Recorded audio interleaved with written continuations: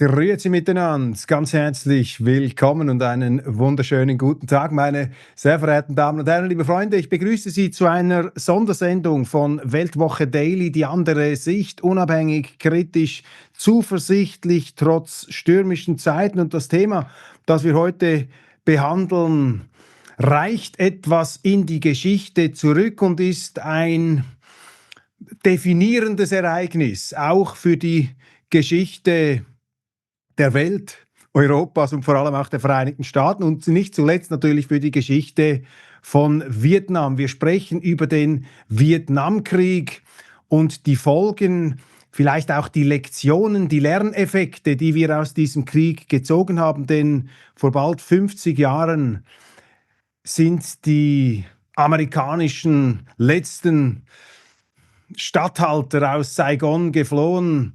Das ikonische Bild mit dem Helikopter ist noch in Erinnerung und ich freue mich sehr, dass ich einen ganz ausgezeichneten Experten, den ich bewundere, hier in der Sendung habe. Und zwar ist es Professor Fredrik Logevall von der Harvard University. Ich werde ihn dann gleich auf Englisch vorstellen. Und das Buch, das mich damals so bewegt hat, vor über 10 Jahren, als das herausgekommen ist, hat viele Preise gewonnen, unter anderem den Pulitzer-Preis, ist also ein Standardwerk zu diesem Krieg. Und das Großartige an diesem Buch besteht eben darin, dass Professor Logevall die Missverständnisse, the misconceptions untersucht hat, wie so ein Krieg eben alles andere als unvermeidlich war und trotzdem eintreten konnte mit aller tragischen Wucht, vor allem natürlich auch für Vietnam, das Land, das sich allerdings, ich glaube, das darf man sagen, jetzt auch wundersam und fast heldenhaft wieder erholt hat. Aber jetzt genug der deutschen Vorrede.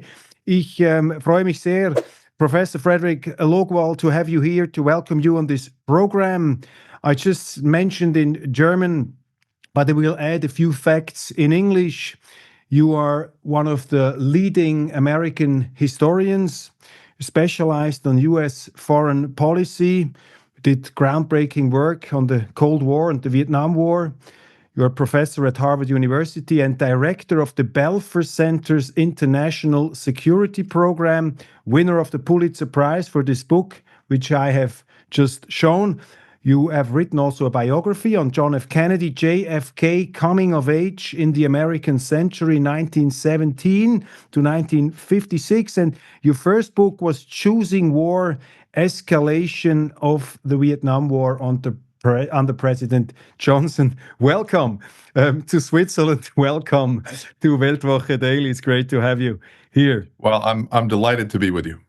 Thanks. Well, Professor Logevall, I mentioned it 50 years ago on the 30th of April, the North Vietnamese troops overran the palisades of the presidential palace in Saigon, and just shortly before that, the last Americans and their allies were fleeing from the rooftop of the American embassy with a helicopter. The iconic image of this helicopter is still with us today, an icon of shame, one could argue, in the American history at least. I mean, you have been born in 1963 in Stockholm, Sweden, which is not exactly in Hanoi or in Washington. How did you as a European get involved into this topic? Why did it so fascinate you that you even wrote the book, and a prize-winning book after this tragic chapter of human affairs? Well, you know, I think I grew up as a child in Sweden, interested in the world, interested in international affairs. And I think almost by definition, if you have that kind of interest, you become fascinated by the United States because it was the big power on the international stage, as it arguably still is. And so I think I was drawn to learning more about how American foreign policy functions. We emigrated from Sweden to Canada. So I went to high school, secondary school in Vancouver, BC. And I think I cultivated that interest further in Canada. And then in graduate school, as a PhD student in the United States, I decided that I needed to understand better how this Vietnam War happened, Why is it that the United States committed itself to that struggle? And then to go back to what you were saying at the top here, how is it that the United States failed? Not immediately. For several years, that you could say that the U.S. Effort succeeded, but obviously in the long term, the American determination to keep a non-communist bastion, at least in part of Vietnam, failed. I wanted to understand better how this whole thing happened. And what is the most interesting thing you found out? Probably also the most surprising aspect of your studies and learnings? If I had to single out one thing, it's a really good question. If I had to single out one thing that has surprised me maybe more than anything else, it is the degree to which um, a succession of American presidents. So Kennedy, who, as you pointed out, is the subject of my current research, Lyndon Johnson, who followed Kennedy, and then Richard Nixon, who followed him, the degree to which they and at least many of their top advisors, were privately, if not pessimistic, at least privately, they had misgivings about what the prospects were in Vietnam. I had expected that there would be more hubris in the early going, more confidence that the United States, because of its technological might and its geopolitical power, economic power, of course we're going to win.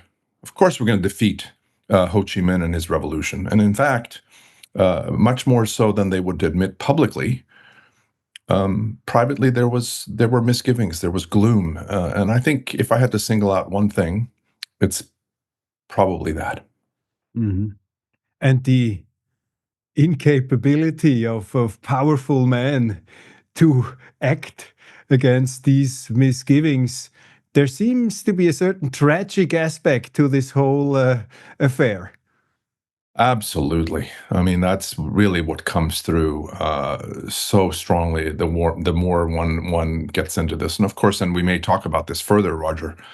This is something we can also see in subsequent conflicts. It's almost a kind of theme as you consider wars of this kind. There is a famous quotation in the movie The Godfather Part 3, where Al Pacino says, the gathering of the mafia bosses, he says, every time I want to get in, every time I want to get out, they pull me back in. So that really and you know, it's a wonderful wonderful, obviously, trilogy, that particular movie, but you know, it touches upon something we should talk about at least briefly, and that is the power in the French case before the US, but certainly the power in the American case of domestic political imperatives, and related to that, careerism.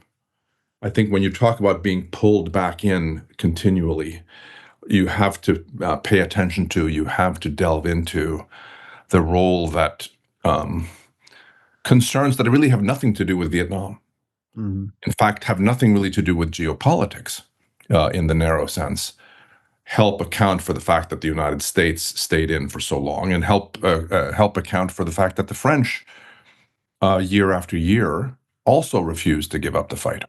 I mean, what is striking in your book, when I read it at the time when it came out, that you start with Ho Chi Minh after the First World War, the famous Vietnamese leader and freedom fighter. He went to the Versailles Peace Conference trying to get an appointment with the then American President Woodrow Wilson and wanting him as an ally. Referring to Wilson's declaration of the right to self-determination of peoples. And Ho Chi Minh wanted to have the Americans on his side to say, well, help us to get rid of the colonial regime of the French. But it didn't work out. What went wrong with the Americans and Ho Chi Minh beginning in Paris? Oh, there's a fascinating story there because, you summarized it perfectly. He had a belief, which I think in some way was well-founded, namely that the United States would support him in his ambitions. Because after all, the United States had been born out of an anti-colonial reaction against Britain. So the Americans should understand what I'm trying to do. And in fact, as you point out, Wilson's own pronouncements would seem to indicate that I can expect to have, if I can expect to have American support. And one of the things that's interesting about this, Roger, is that he maintains this belief for a very long time. You asked earlier about what surprised me in my research. This is another surprise. That Ho, I would say into 1948, 1949, so well into the French War, continued to believe the Americans will ultimately be there for me. Mhm. What went wrong? Well, I think that he was also, and well, I'm sure we'll talk about this. He was also a committed Marxist-Leninist, and in the American lexicon, in the American conception of things, by the time certainly you get into the latter 1940s, that was very, very difficult for American officials to accept. I do think if Franklin Roosevelt had survived, Mhm. Roosevelt, of course, died in April of 1945. He was very much, he was a bitter opponent of French colonialism. That's an interesting what if. What Mhm. if Roosevelt, who was only 63 years old when he died, he was not an old man. Mhm. What if FDR lives even another year or two? I think the outcome could have been different. But the answer to your question, I think, in the short Mhm. sense, is that Ho did not appreciate fully the degree to which his Marxism-Leninism, which really, I think, takes shape in the 1920s, is then solidified in the 30s, would cause a kind of irreparable problem for him with respect, at least to top U.S. officials. Mhm. He had support. This is an interesting point. He had support during the war, in the Second World War, among OSS officials, the OSS being Yeah. the Office of Strategic Services, kind of a forerunner to the CIA. Many of those officers that he dealt with said that the US should back him in his efforts. Mhm. So I don't want to suggest that it's all Americans, but in terms of getting support where it counted, it wasn't going to happen. I mean, that's so fascinating in your book when you write that actually Ho Chi Minh believed in the American idealism, um, convinced that Yes. ultimately they should support him in his struggle for self-determination. But on the other hand, you mentioned the communism. Can you say something about that? Was Ho Chi Minh primarily a communist, or was he primarily a nationalist? Was communism just the means to achieve his goal of national liberation, or was he a diehard communist, a Stalinist, even as was mentioned? What's your assessment there?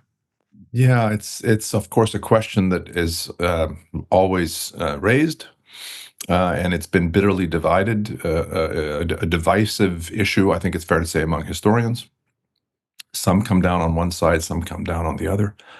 I'm tempted to say that for him, maybe it's the wrong question. In other words, I don't know that he necessarily saw any kind of contradiction. I think he would have said that he was both. Um, but I would also say that if forced to choose, or at least the one that he would give primacy to, would be the nationalism. Mhm. In other words, as I think I say in the book, Marxism-Leninism was, in his view, the best path of development for his country, Mm. but it was always his country. So the one notion that I think never left him throughout these decades was this determination on his part and on the part of his subordinates, his Mhm. associates, Mhm. to have a free and independent Vietnam. Mhm. But there's also no doubt in my mind that his commitment to communism, his belief in what the Soviet Union was trying to do, at least in the early years, I think was genuine. Yeah. I think he tried to have both, in other words, is my answer. And the question remains, I mean, did the Americans ultimately get Ho Chi Minh wrong because they saw in him an agent of the Cold War, an enemy, part of this so-called domino theory that he would help, gaining territory for communist dominance, ultimately from Moscow or China? Did they get him wrong? Was he never this enemy of the Cold War, as some of the American strategists were convinced? I think they did get him wrong. Even if they were correct in a certain sense, in other words, in identifying him as a committed communist, which I think he was, I think what they got wrong were the implications of that. There were Americans at the middle level in the State Department and some other American analysts who said he can be a kind of Asian Tito. In other words, we can work with him. He can be somebody who's not just going to take marching orders from either Beijing after 1949, when Mao's forces take power, or, of course, even more important, the Kremlin, the Soviet Union. He's not going to be somebody who does that, and we can work with him. And it's certainly preferable to coming in on the side of the French, and then after the French are defeated, trying to take over, trying to succeed where the French had failed. So I would say to you, no question that they misjudged the implications of his ideology. And how did it come about that the Americans, who actually were always criticizing the French in Vietnam, in Indochina, saying, well, they never want to take on this colonial role. We don't want to be the overlords. We don't want to be, in the same box as the Europeans.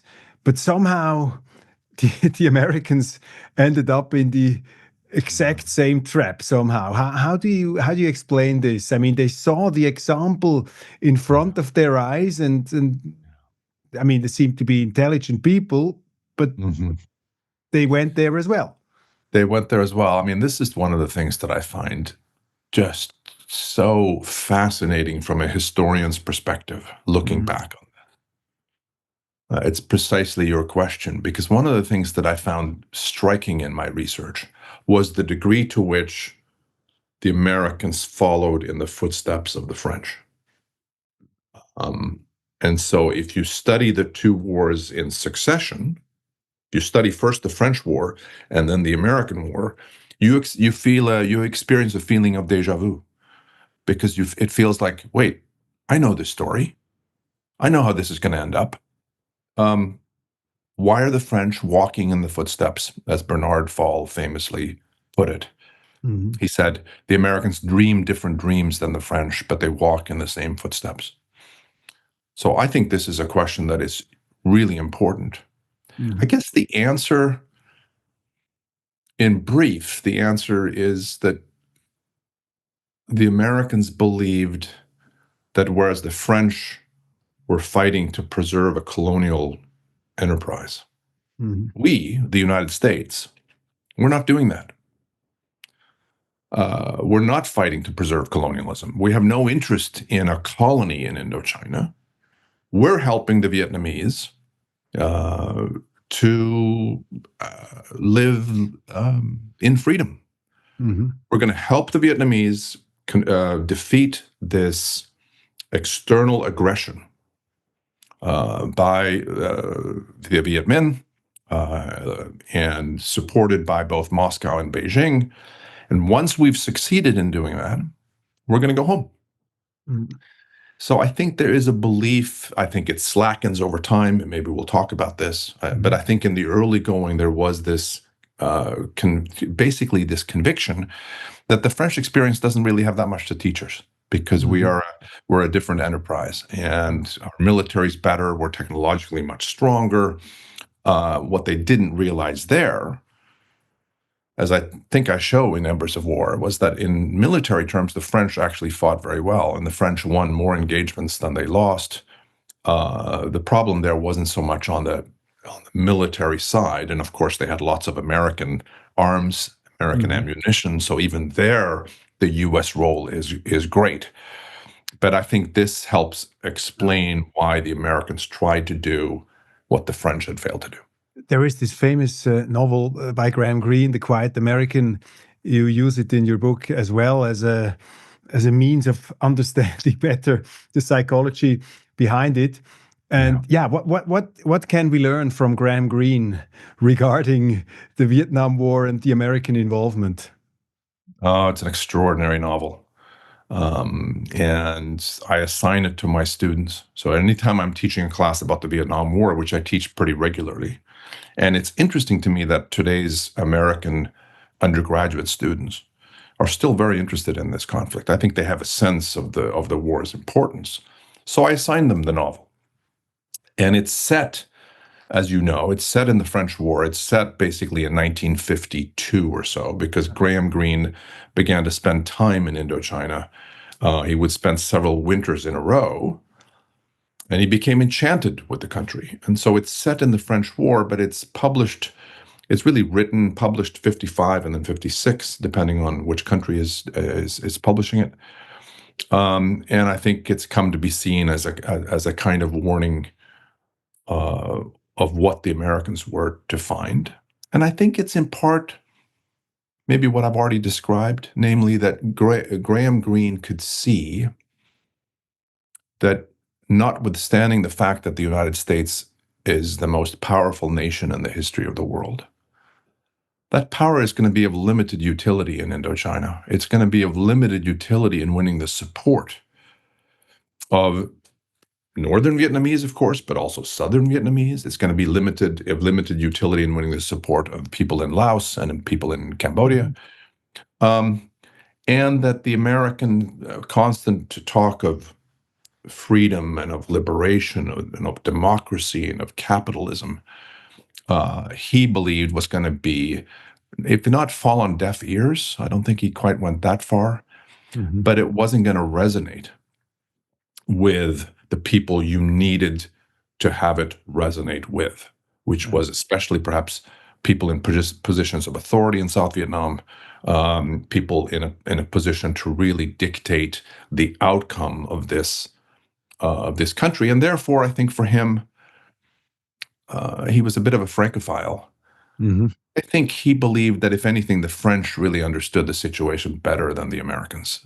It's interesting in this figure in the American, the CIA guy who takes the girl from the writer, from the Englishman, from Mr. Fowler, the central character.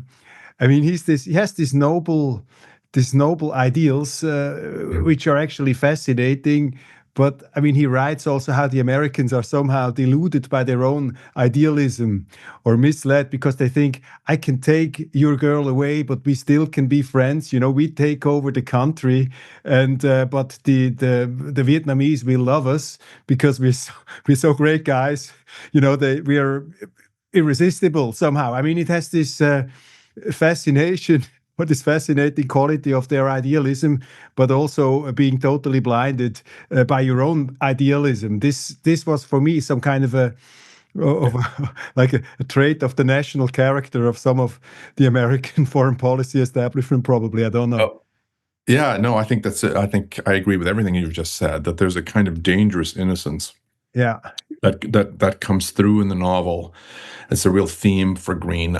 I also find my better students, and we have some terrific students here at Harvard, they will complain after reading the novel with some justification that Greene never lets Pyle, this is the idealistic American, he never seems to let Pyle win the arguments that he has with Fowler. In other words, that Greene's anti-Americanism in a subtle but important way comes through, and that Pyle is too much of a caricature, these students will say to me.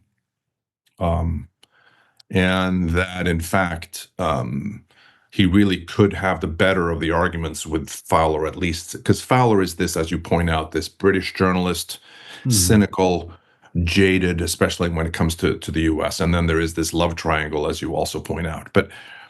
But I find it a great novel to assign in classes because you can have these discussions with students about what it all means.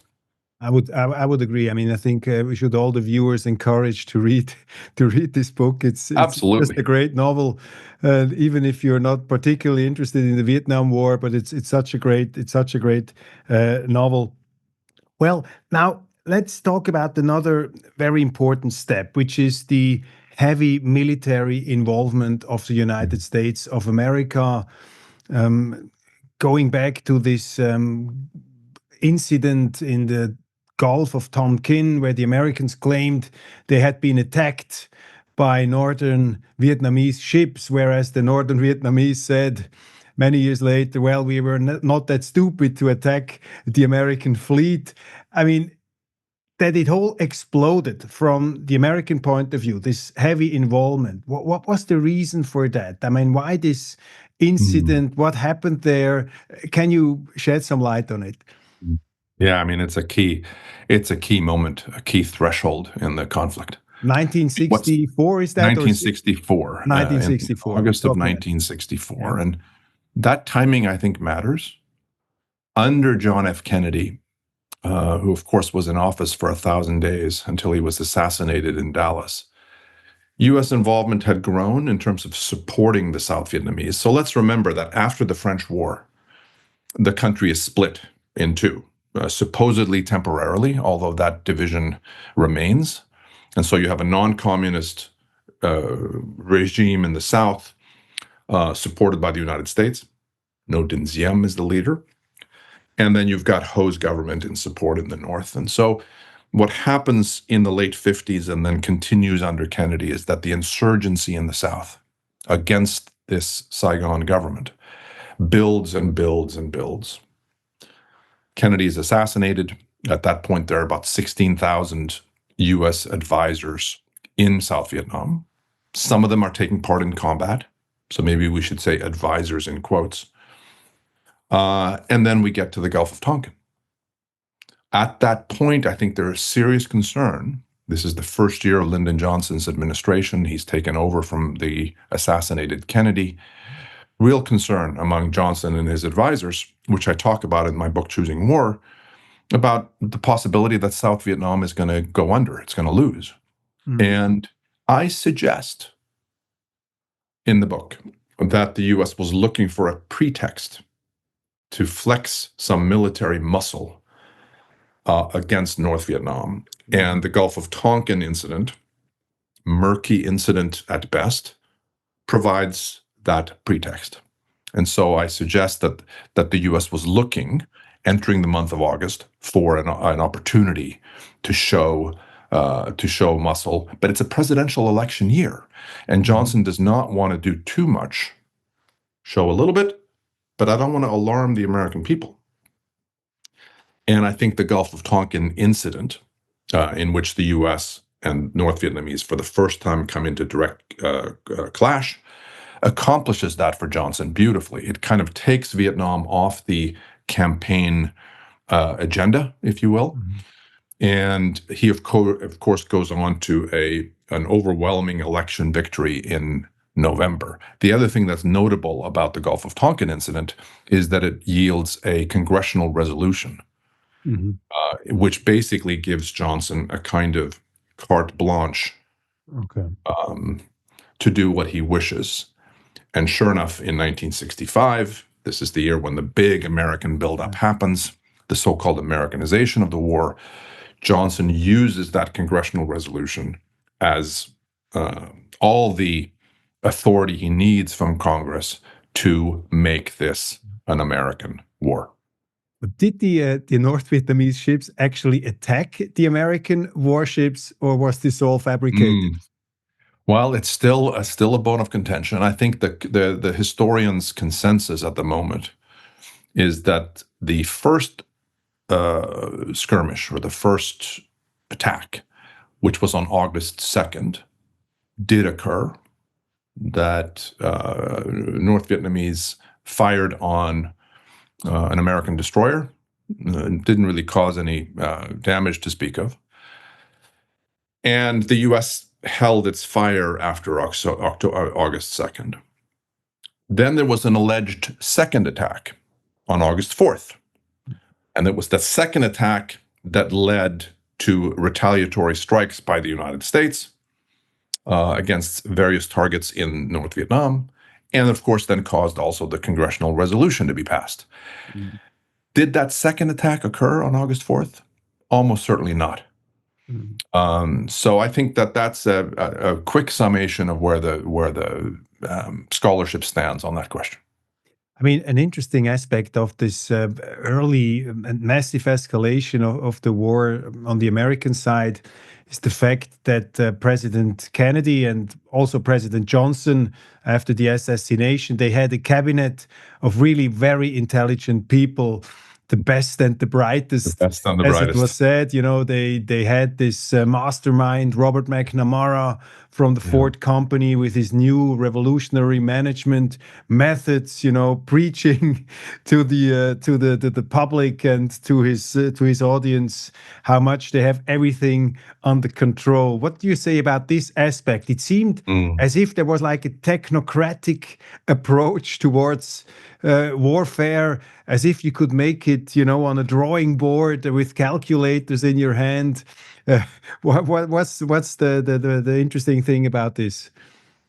Well, of course, it's a reference to David Halberstam's extraordinary book, which was titled "The Best and the Brightest." Yeah. And I do think there is an element to this, namely that, as you say, it's a technocratic approach to warfighting.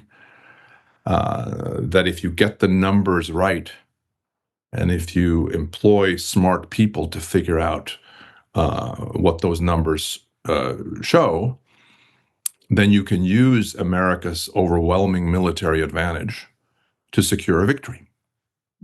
What's fascinating about this is what I suggested earlier, which is that privately, U.S. officials were actually not convinced of this.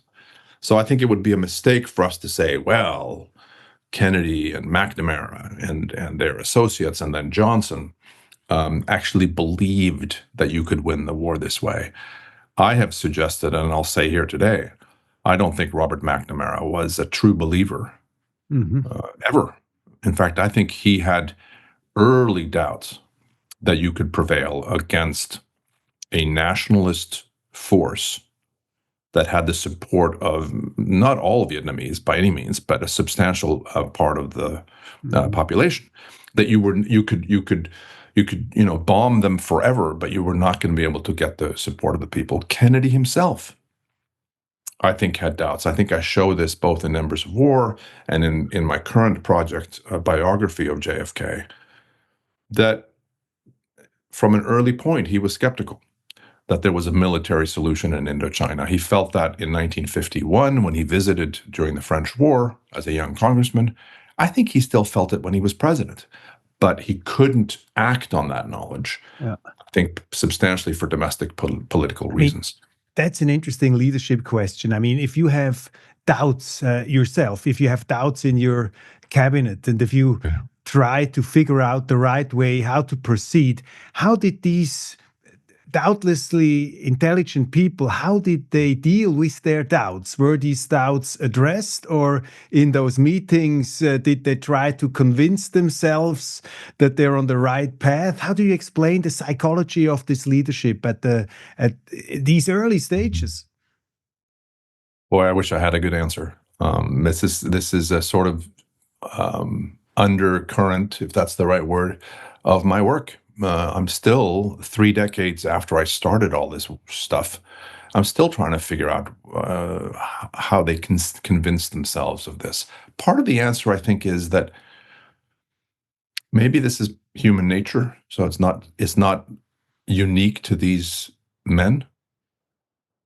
Maybe it's human nature to say, maybe if we just do a little bit more, we can turn the tide. If we apply a little bit more pressure, if we do a little bit more bombing, this is after the war really begins in earnest in 1965, if we send a few more troops, maybe we can turn this thing around. I think there is a persistent belief that could happen, and that related to this, in the short term, which is, I think, what matters most to politicians and probably also to their senior advisors, in the short term, the path of least resistance, career-wise, election-wise, the path of least resistance is to stay the course and to hope for the best.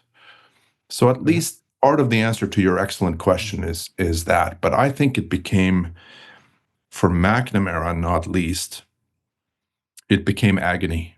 I think as you get into 1966 and 67, I think it becomes really, really difficult for him. And ultimately, of course, he's either fired or he leaves the administration. But it is personally a wrenching moment, to which you and I could respond, well, fine, but you nevertheless should have resigned. And you should have spoken up against this. Yeah. But I would say one responsibility of a leader, of a president, of a CEO of a company owner, is always to create an atmosphere where everything can be said and openly addressed. I mean, if you are in a democratic, open society, you expect that your supreme leadership is addressing all possible paths, and saying, well, are we really on the right path? Do we have any doubts? Are we sure that we are doing the right thing? And if you look back in to these years, did the American presidents encourage this kind of, disputes, of this debates, or was it more like an authoritarian streak? Now we are in this, we have to follow through. What's your impression there? Well, my impression is that it differs depending on the president. I think that John F. Kennedy did encourage wide-ranging discussion. He did encourage people to register opposing views. One of the reasons I believe that if Kennedy had survived, this is what I like to call the mother of all counterfactuals, the mother of all what-if questions. I believe that a surviving Kennedy who comes back from Dallas alive would have avoided a large-scale Americanization of the war. We can never know, of course. It's a what-if, but that's the best argument. And one reason for that is because he had a much more open decision-making environment, and he had learned from some of his failures. Bay of Pigs in Cuba. I think he had learned from the Cuban Missile Crisis later that, in fact, you want to have, as you rightly point out, you want to have dissenting voices in the room. With Johnson, it's a much more cloistered decision-making environment. And I think people feel great pressure to support what Johnson wants. And what Johnson wants is to not be the president who lost Vietnam. And then Nixon, we haven't talked yet about Nixon. I think it's also fairly closed. In other words, it is Nixon and Kissinger who are really making decisions, and there's not an opportunity for wide-ranging debate. When do you think was it clear to the American leadership that the pronouncements of the General Westmoreland, that victory is always in sight? When did they know that they were not winning the war? When were these doubts so strong that they couldn't be pushed aside anymore? Yeah. I'm tempted to say that they knew even before the big war began, because you can look to quotes from Lyndon Johnson, because he had a taping system in the White House. He taped meetings, but in particular, he taped phone calls. And you can listen to some of these and see that even before he commits troops, even before he begins the air war, he is basically saying, this is not going to work. What Westmoreland is telling me is not going to work. He says, just to give one example, in March of 1965, he says to Richard Russell, one of his Senate mentors, a man can fight if he sees daylight somewhere down the road, but there ain't no daylight in Vietnam. And there are other examples of this. But of course, we can't really say that, because I think he still hopes when he escalates the war. And hope is all it is. I don't think it's conviction, ever. Hope that somehow we'll make this thing work, and we will compel North Vietnam to negotiate on our terms. Basically, North Vietnam will surrender. Yeah. And I think that hope continues. And so even in the early Nixon period, I think Nixon and Kissinger think that if they just change the dynamic a little bit, maybe we'll figure out a way to make this thing work in the end. When they finally abandoned that, probably in 71. So maybe the answer to your question in the narrow sense is in 71, absolute belief now that the best we can hope for here is what becomes known as the decent interval. The best we can hope for is a sufficiently long period of time between the departure of American forces and the fall of Saigon for it to be palatable to us, both in domestic terms and international terms. But if I understand you correctly, you would say that ultimately, for a very long time, till 1971, the American leadership, despite all doubts, believed that we are strong enough. It's somehow impossible that we can lose against this kind of guerrilla-style peasant army out in the woods there in Southeast Asia. We cannot be beaten. We are too strong. So was it at the end of the day some kind of hybris or whatever you call it, arrogance, imperial arrogance, or what would be the there was the term that we should find? Yeah, I mean, let me say that they willed themselves to believe. Yeah. Or they tried to force themselves to believe. In other words, I'm not sure the conviction was ever really there, which makes this just such an astonishing chapter in our modern history. So they wanted desperately to believe that they could pull this off. I think in the depth of night, or behind closed doors, I think they had these doubts all the way through. Was there some hubris? I think there was, but it was not hubris. There was not hubris about ultimate victory. Yeah. And if we define hubris as excessive self-confidence, I don't see that at all. And in this respect, I think Halberstam's book, though it's a great book, The Best and the Brightest, I think he gets this part wrong.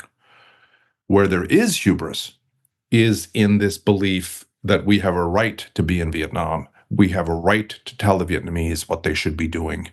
We have a right to determine the economy of South Vietnam, the politics of South Vietnam, military strategy that we're going to employ. There's certainly hubris on that score, but that's different from the one pertaining to what's likely to happen in this war. Is there a point in this whole history where you would say that tragedy turns into crime, or would that be a simplification, a moralization of the whole situation? Well, I don't think American officials were evil men. But evil deeds can come from non-evil men, if I can put it that way. For two good intentions. Yeah, it's an inelegant way of putting it. And you could make an argument that this becomes criminal. That if the early years under Truman and Eisenhower, we haven't mentioned Eisenhower, but it's understandable in part because of the domino theory and the belief that if you lose one piece of territory, you're going to lose other pieces of territory. You can understand the decision to become involved, first to help the French, and then after the French are defeated, to try to succeed where the French had failed. I think this becomes much harder as we get into the mid-1960s, precisely because of the things we've been discussing today, which is what's being said privately and what's being believed privately, and what they're doing. If you doubt that the war can be won, and maybe even more importantly, you doubt that it's necessary to try to win the war. In other words, You doubt that the outcome in South Vietnam is really critical to Western security, US security, European security. If you have doubts on both of those scores, and yet you proceed, that's arguably criminal. That is not just, good intentions. That is not just naivete. Yeah.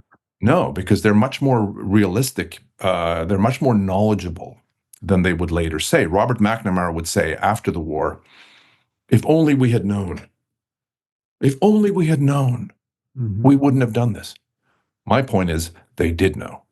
On the other hand, to change the perspective, I mean, there was a noble aspect of this war, Yes. even though, of course, you get criticized if you say so because of the ultimate failure. But one could argue, I mean, the Americans had a realistic perception of communism. They saw what was happening in the Soviet Union. They saw what was happening in China. They knew that Ho Chi Minh, even though he was praised by the youth, by the students in Europe, he was not a saint. I mean, they used very harsh methods as well.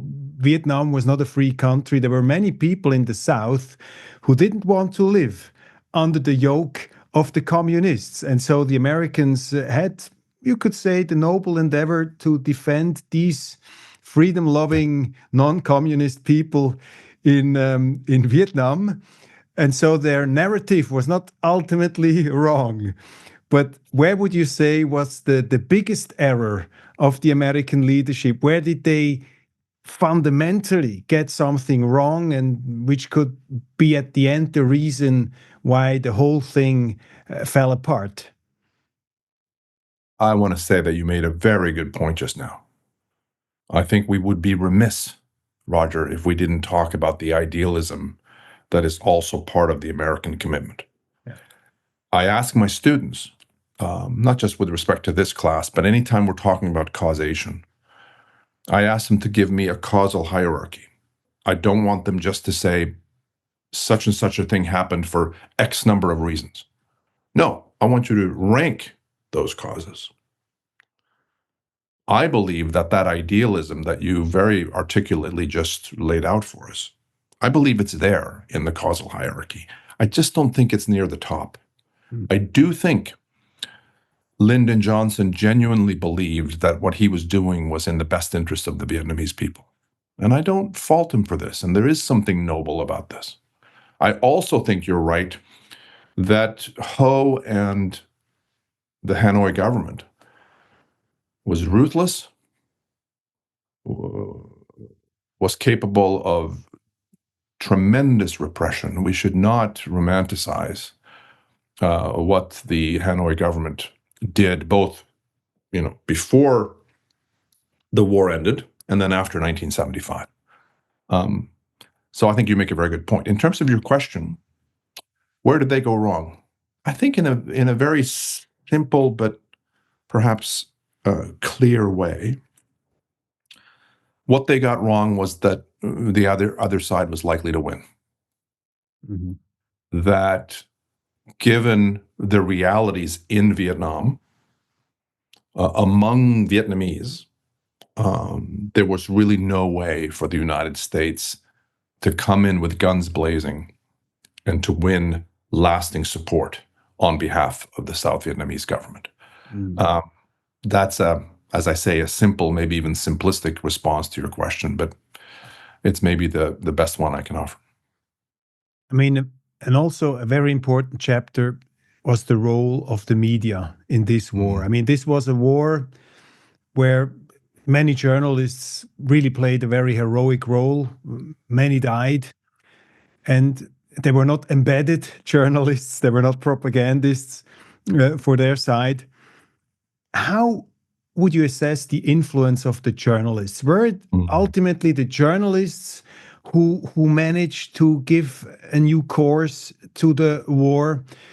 I think of the Pentagon Papers, all these scoops you had there, and then the reportage from the battlefields. Was that the crucial factor that changed the American policy in Vietnam? I think it was certainly a crucial factor, and I'm glad you raised this issue because it's one that we need to talk about. I think the reporting, beginning in a serious way, I think in 1963, so under Kennedy, and it's by people like Halberstam, it's by people like Malcolm Brown and others. I think it opened the eyes of a lot of Americans who were paying attention. Not everybody was. Americans were apathetic. One of my themes in my work is that the American public bears the responsibility for this war in not becoming fully engaged in the way that they could have. But I think as time goes on, this reporting becomes more and more salient, becomes more and more important, becomes more and more of a concern to policymakers. And I think over time, that reporting limits the options available, maybe especially to Nixon and Kissinger. So by the time we get into to 1969 and 70, you have a better sense among especially influential Americans, elite Americans in Congress, in the universities, and in the press, including the publishers, of what's actually happening on the ground. And that's because of the reporting. It's no coincidence, as some people like to say, that in subsequent American wars, journalists were not going to be allowed to roam as freely as they did in Vietnam, because the Pentagon learned, and civilian officials in Washington learned, if we allow them to do this, both photographers and reporters, to accompany troops into battle, and they report on what's going on, it could harm what we're attempting to do in this conflict. So in later wars, journalists can no longer have that same kind of freedom.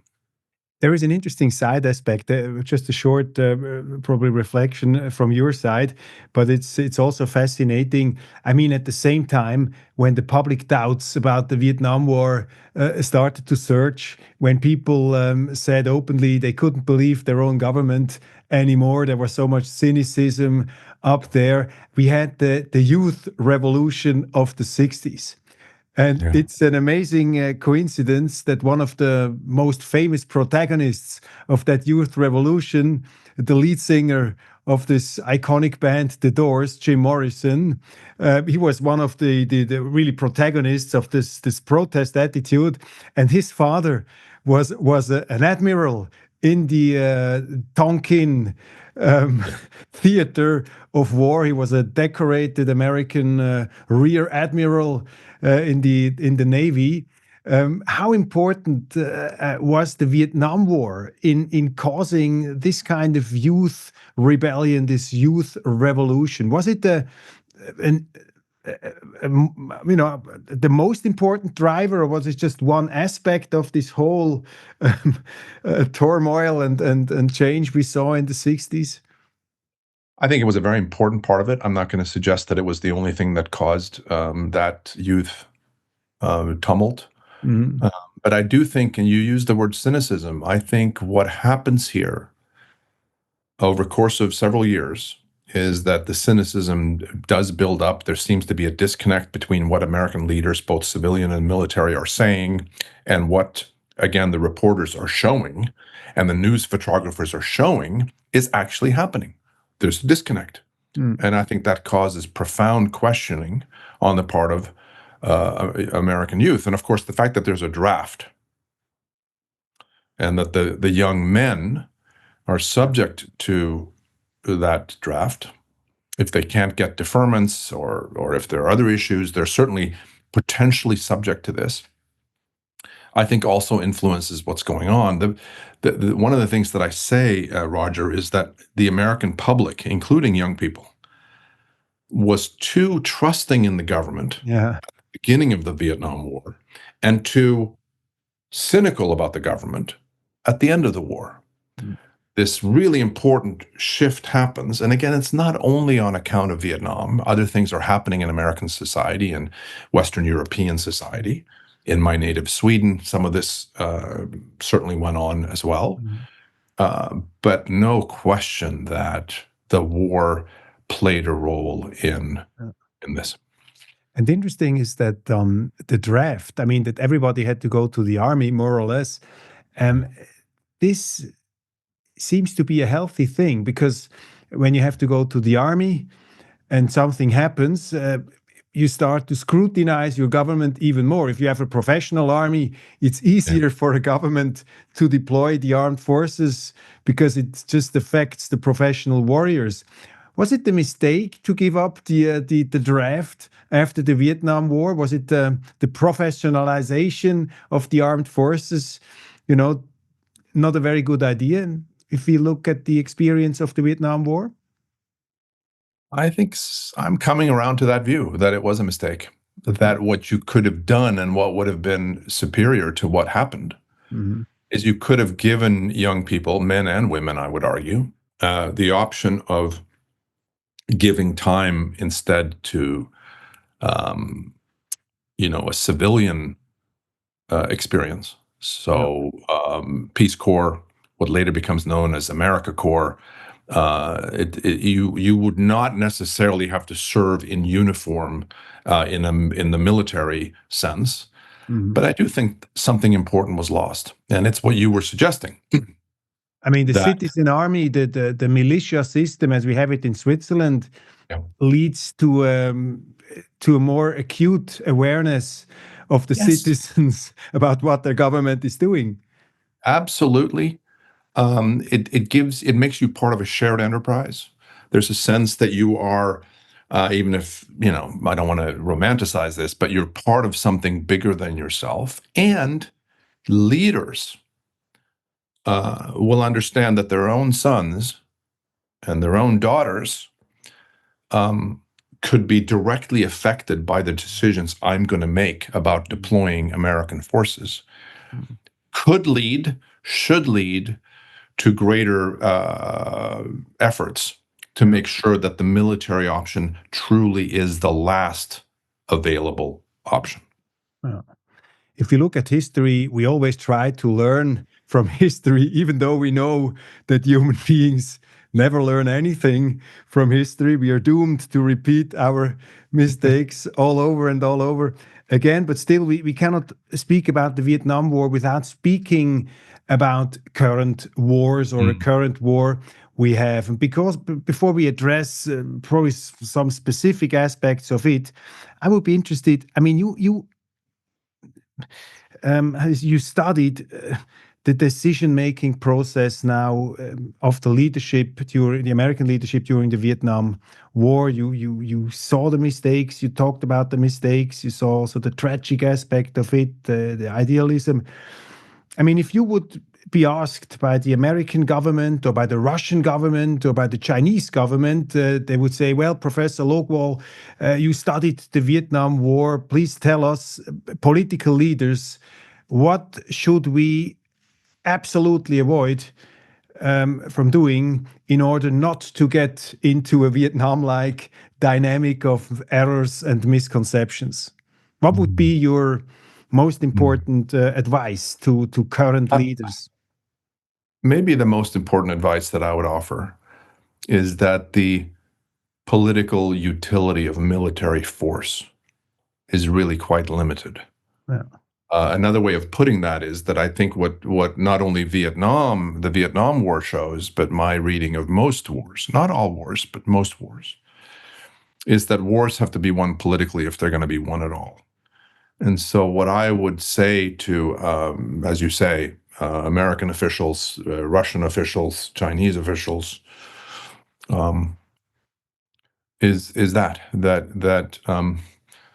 you can accomplish a lot with military force, and sometimes it's necessary, but don't be fooled into believing that just because you have superior assets at your disposal militarily, that you're going to be able to succeed, because Vietnam shows us that that's not necessarily the case. If I had to single out a single thing, it would probably be that. Yeah, yeah, yeah.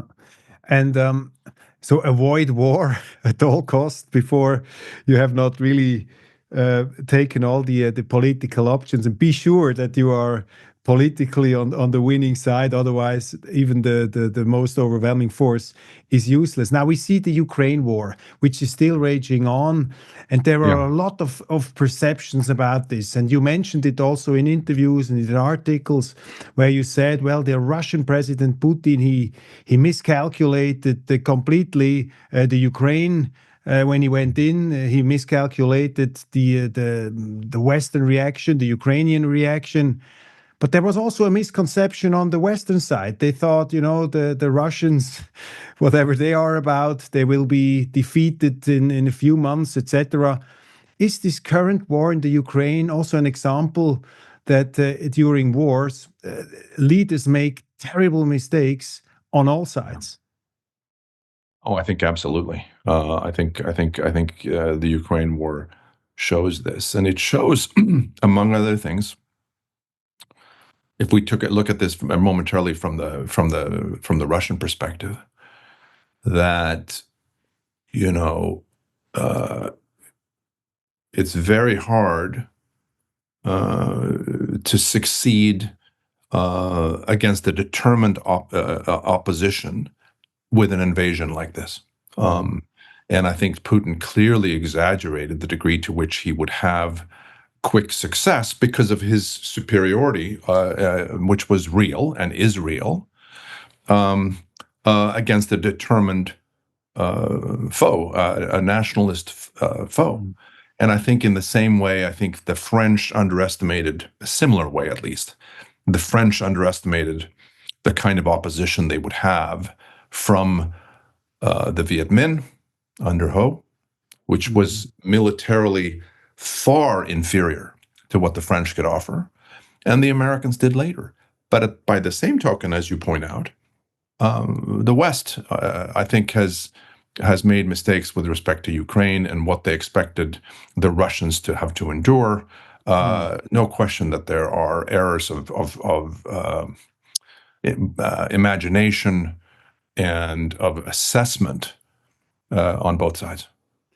And the tricky question always remains, what should we do next? Now we're still you're a historian, you're not the political analyst of current affairs, but still, with your experience from the Vietnam War, there is a certain domino theory out there regarding the Russians. If you look at the Baltic states, Scandinavia, which you know very well, they say, well, if we don't stop Putin here, he will continue, other countries will fall. It sounds a little bit like the theory we had in the 60s, if the North Vietnamese will grab Vietnam, then the Russians and the Chinese will feel encouraged to take other domino pieces, etc. Are we in the middle of a domino theory? What should the European leaders learn from the Vietnam experience, and also the Americans with their leadership? What should they learn from Vietnam regarding the war in Ukraine? Can there anything be learned now? Is there also a domino theory there, a wrong one or a right one? This one, what do you think? Well, it's times like this when I am happy that I'm a historian, because I don't have to be in the business of prognostication. But yeah, I've picked up on in following, especially maybe the Swedish debate in the Swedish press and so forth among Swedish leaders, there is a certain kind of domino theorizing by smart, intelligent analysts who say that, as you point out, it's not necessarily the case that Sweden will be directly threatened, but Swedish national interests will be harmed if Putin is allowed to prevail. And I think that sentiment is common. I think there's something to it, but I also think that the problem with the original domino theory, which I think still holds, is that what happens in a given country is dependent on conditions in that country. It's not really what's happening in neighboring countries. And so I think that this notion of falling dominoes never really made much sense. You know, when Mao won in China, you would expect all the countries around China, but given the size of China, all the countries around China would have swiftly gone communist as well. Well, it didn't happen, with some exceptions. So the theory has always been, it seems to me, a dubious one, even if I can understand why leaders resort to it. I guess the other point I would make here is that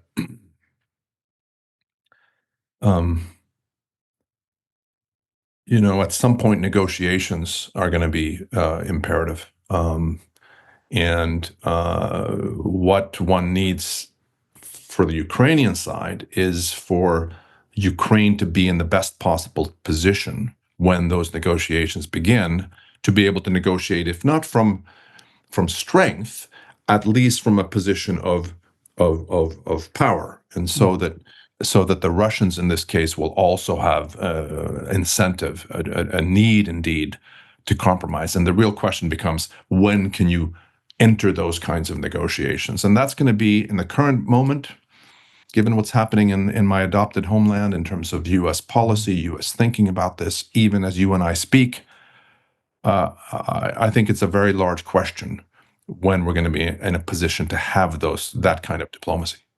And I think one of the really intriguing lessons of your book, Embers of War, is the imperative: know your opponent, know your enemy, and be careful with overarching theories, what your enemy wants or what he doesn't want, because you might build your strategy on a totally wrong perception of your opponent, which was the case in the Vietnam War.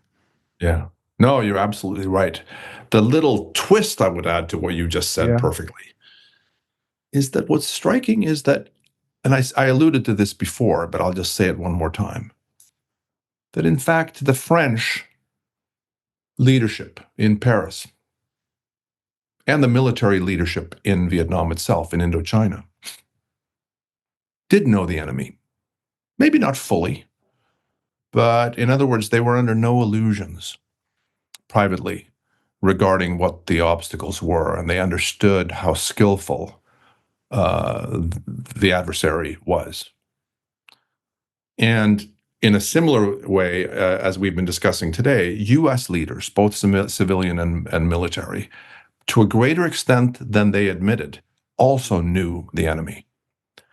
Which then raises the question, well, why did they not act on this knowledge? Yeah. That's where you get into these questions of, in the French case, wanting to survive the next election, wanting to justify all the deaths that had been lost. There is that national prestige. National prestige, credibility. That's the sunk cost fallacy, which is, you've got to justify the lives that have already been lost. And so then you just stay in year after year. So even with that knowledge, even with knowing your enemy, at least to a degree, you can still see this conflict in Vietnam and subsequent conflicts, because you have a similar dynamic, I would argue, in Afghanistan for the Americans. You have a similar dynamic in Iraq for the Americans. And the second, so it's about knowing your enemy, but not only about knowing your enemy. It's acting on that knowledge.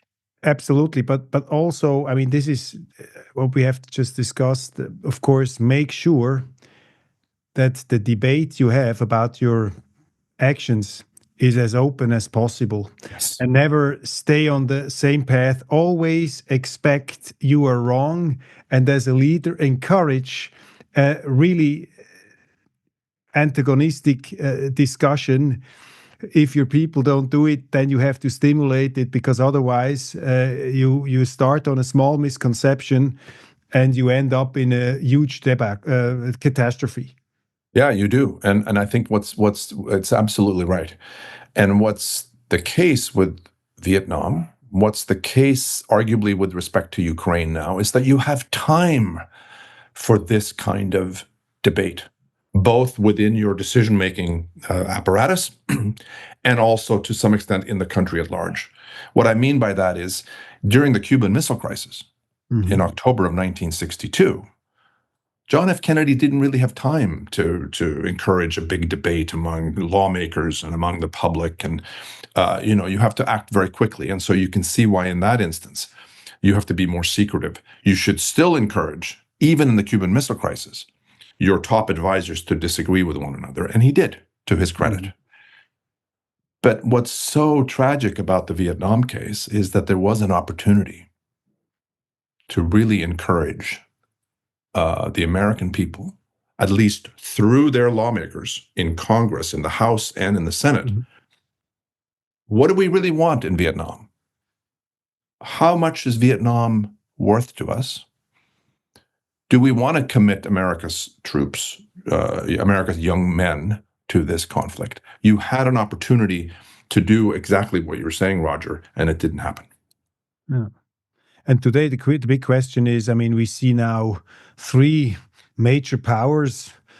Again, one could argue the United States of America. You see Russia, you see mighty China, you see India, strong players. The 90s are over. It's not the United States alone. There are many powers out there. And my question is, do you think the public debate we have about the goals and intentions of all these big players, is this debate we have now open enough, or are we trapped even in the West, in Europe, in the United States? I mean, I don't know China and Russia, I don't live there, but are we trapped in too simplistic conceptions of the other side? This is the question I ask myself all the time, being a journalist, Yeah, I ask myself that question too. I'm afraid to say that I think the answer is yes, we are. It's either I toggle between feeling that that it's a simplistic conception of the other side, as you put it, and a more pervasive, or at least a tendency toward apathy, toward worrying about other things. It's striking when you think of the campus where I teach. Harvard in 1969, 1968, 1969, 1970 was filled with demonstrations by students marching, students educating themselves, at least to some degree. And this is in part because of the draft, as we discussed earlier. I mean, there was the students felt they had, the male students, they had a stake, and their girlfriends also felt they had a stake in the outcome. But it's discouraging, I think, that on America's university campuses, we don't have more of the kind of engagement that I think you're also referring to with your question. And so I think I guess what I want to see is for Americans, Western Europeans, to educate themselves, to hold their leaders accountable. Their elected leaders, hold them accountable, because nobody else is going to make these decisions regarding life and death for you. It's going to be your elected leaders. Hold them accountable. If they're not doing what you think they should be doing with these kinds of questions, vote them out. It's ultimately up to us. There might be soon more demonstrations in Harvard when the tensions between the American government and Harvard University will start to get bigger. We'll see. Probably this is going to happen. But even the current American president deserves a fair assessment. Well, my final question is coming back to the Vietnam War. We're just a few days away from the big celebrations in North Vietnam, in South Vietnam. There are big big parades, and the display of unity of this country.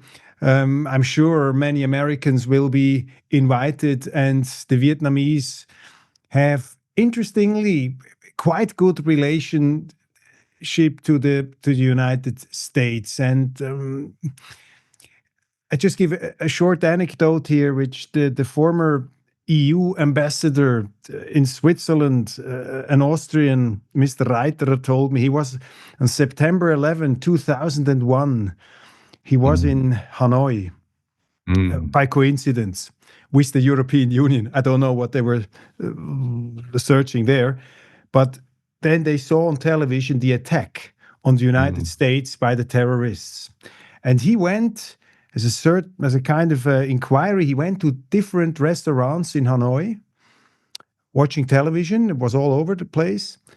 And then he got addressed. He was in 5 restaurants, he told me, and in 4, he was personally addressed. And the people said to him, because they thought he was an American, I mean, he was an Austrian, but he looked, of course, like could be an American. They said, well, the people were extremely sorry. They were expressing their feelings and say, well, it's a terrible attack. We're so sorry for the United States. And he was totally struck. He said, I mean, there was no bitterness. I mean, they could have said, well, finally, the Americans know how it is when they get, attacked from the air, etc. He was totally, because shocked in a positive sense by this very nice reaction. Now, my question is, if we look at today's relationship between Vietnam and the United States in light of this war, what does this tell us? What can we learn about it? What's your perception as a historian? I mean, now the friendship seems to be there after all this war. What does it mean? Yeah, your anecdote is a really powerful anecdote, and it doesn't surprise me in the slightest. It doesn't surprise me at all, because in my experience traveling to Vietnam on many occasions, getting to know Vietnamese, this has been basically my universal experience. Some in the older generation of Vietnamese harbor some bitterness, understandably. But overwhelmingly, I think I have found that the Vietnamese people it's a very young country, and so many people don't even have any memories of the war. And that's obviously more and more true every day. But your anecdote speaks to my own experience, though I was not there on 9/11. I guess what the takeaway for me is that as the anniversary now is coming, that it's a positive story, obviously, in terms of the potential for the bilateral relationship. It also underscores for me that this was a war that should not have been fought, that need not have been fought. That there was an opportunity for friendship and for collaboration and for close ties long before this happened. And I was really discouraged to read in the paper this morning.